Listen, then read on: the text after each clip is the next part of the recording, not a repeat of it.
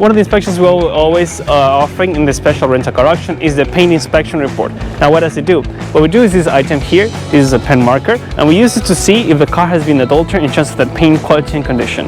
The process is quite simple. This marker, you press it on the vehicle, and depending on the quality of the paint, it shows the number. Now, the numbers always could be different, but the most important thing is the numbers need to be within a certain range. For example, here is 127, and here is also around 122 to 26.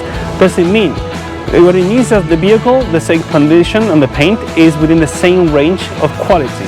But if I press this on a different vehicle and the number shows like a high number, such as 300 or 400 or more, it means that the paint has been changed, has been modified, or has been repainted and is not the original paint job. In this case, as being as one of the rental cars, you can see that the number is consistent between 120 or 130 in different angles will represent the paint marker.